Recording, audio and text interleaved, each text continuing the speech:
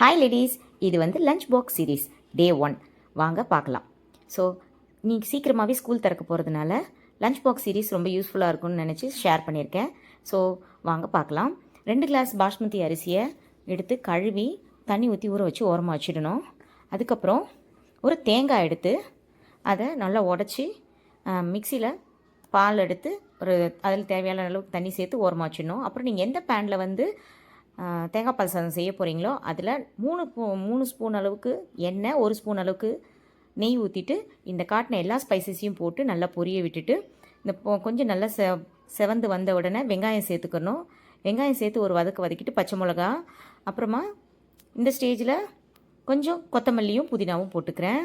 So நிறைய பேர் இஞ்சி பூண்டு பேஸ்ட் போடுவாங்க. நான் இப்போ சேர்க்க மாட்டேன். நான் எப்போ சேர்க்குறேன்னு வெயிட் பண்ணி பாருங்கள். ஸோ அடுத்து அது வதங்கின உடனே 4 கிளாஸ் தேங்காய் பாலுங்க.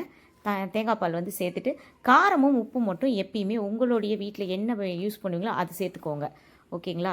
இப்போது லைட்டாக கொதி வர ஸ்டேஜில் அரிசியும் சேர்த்துட்டு இப்போ தேவையான அளவுக்கு, எனக்கு தேவையான அளவுக்கு நான் உப்பு சேர்த்துக்கிட்டேன். உங்களுடைய அளவுப்படி நீங்கள் சேர்த்துக்கோங்க. ஸோ இந்த மாதிரி நல்லா கொதிச்ச உடனே இந்த ஸ்டேஜில் ஒரு இஞ்சி பூண்டு பேஸ்ட் வந்து ஒரு 2 ஸ்பூன் அளவு சேர்த்துட்டு மறுபடியும் ஒரு 10 நிமிஷம் நான் நல்லா வேக விடுறேன். இப்போ தண்ணி வந்து நல்லா வற்றிட்டே வருது. ஒரு 15 நிமிஷத்துக்கு அப்புறம் பார்த்தீங்கன்னா தண்ணி வற்றி முழுசாக வந்து டம்ப் போகிற ஸ்டேஜுக்கு வந்துடும். இப்போ இந்த ஸ்டேஜில் 1 ஸ்பூன் நெய், அதுக்கப்புறமா ஒரு அரை எலுமிச்சம்பழத்தை லைட்டாக புழிஞ்சிட்டு அந்த பாஸ்மதி ரைஸ் உடையாத அளவுக்கு லைட்டாக கிளறி விட்டுட்டு ஒரு 10 நிமிஷம் அடுப்பை வந்து நல்லா ஒரு சிம்மில் வச்சுட்டு மூடி வச்சுடுங்க. ஸோ அழகாக சூப்பரான தேங்காய் பால் சாதம் ரெடி. ஸோ எப்படி இருந்துச்சுன்னு கமெண்ட்டில் மறக்காமல் சொல்லுங்கள். ஏதாவது டவுட் இருந்தால் கேளுங்க, நான் உங்களுக்கு ரிப்ளை பண்ணுறேன்.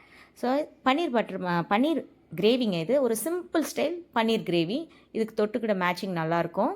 ஸோ இதை நீங்கள் பேக் பண்ணும்போது பிள்ளைங்க விரும்பி சாப்பிடுவாங்க. கூட இன்றைக்கி வந்து டெய்லி ஒரு ஃப்ரூட் கண்டிப்பாக சேர்க்கணும். ஸோ இன்றைக்கி ப்ளம்ஸு. இந்த ரெசிபி எப்படி இருந்துச்சுன்னு சொல்லுங்கள். பன்னீரோட ரெசிபி ஈவினிங் வந்து அப்லோட் பண்ணுறேன். ஸோ இந்த சேனல் பிடிச்சிருந்தா சப்ஸ்கிரைப் பண்ணி சப்போர்ட் பண்ணுங்கள். அடுத்து ஒரு நல்ல வீடியோவில் பார்க்கலாம். டெய்லி இந்த சீரீஸ் கண்டினியூ ஆகும்.